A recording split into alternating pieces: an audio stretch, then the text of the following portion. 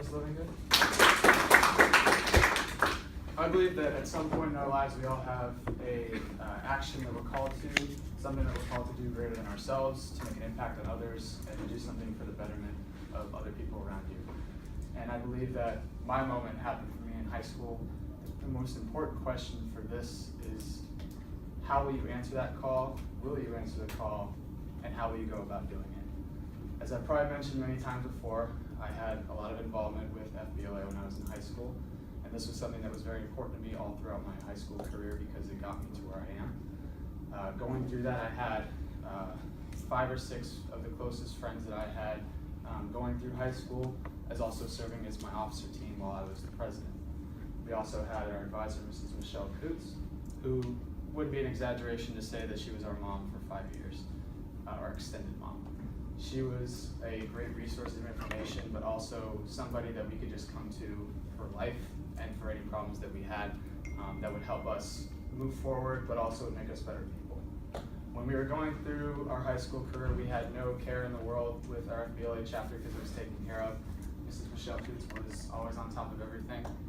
And then when my senior year hit, I had taken in the state officer position as well, and she finally left our chapter and took a different job at the district level of our high school area. And that left us in a state of, what are we gonna do now? Where are we going? How are we gonna do anything that we've ever done for the last 5 years? We are completely screwed. And then, when I got elected as a state officer, I had a choice to either bail on my high school chapter and focus on the state level, or strap in, do all I can do, and make the best out of our year with my officer team. I was involved with basketball, still getting recruited at this point. I only had 2 classes during my senior year, and I had a part-time job on top of that, and also an internship that came later in the year, but still took up a chunk of my time. And with all of this included, it was very easy for me to say, why am I doing this? Why am I doing this in my senior year? I'm already chilling with just 2 classes. Why am I putting this much on my plate during my senior year? And then I thought, we have, I think 95% of everybody could say they've had senioritis. They don't care about their senior classes because at this point you've picked your school, you've picked your career, you've done what you can do in high school, you're ready to move on. And I had that mindset too, but I also thought, why not do something great for your senior year? Why not do something more meaningful? Why not make an impact before I leave and leave FBLA and Boulder Creek on a high note? And when I made that choice, it came with a lot of responsibility because we had a very large task in front of us. Mrs. Coots kind of laid the foundation for us, and so it was very easy for us to pick it up. But the bottom line was we actually had to do it.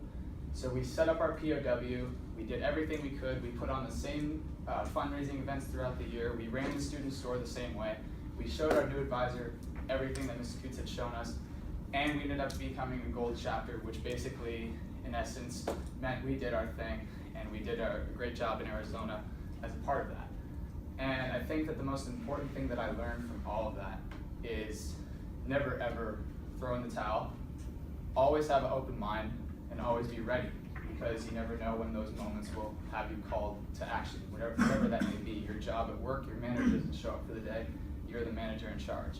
In school, your teacher doesn't show up on exam day or doesn't show up for a lesson and you're forced to learn the material yourself or do things yourself. So those kinds of things put you in that position, and it also gets you ready for your career, because in your career you'll have no idea what kind of challenges you'll be faced with, what kind of obstacles will be in your way to get to your career, and how you'll handle them once you're in that position.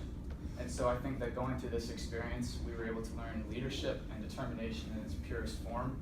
We're able to put our visions into reality and really just make a great year out of a great experience, even though we lost somebody that was near and dear to us and somebody who had shown us how to do it.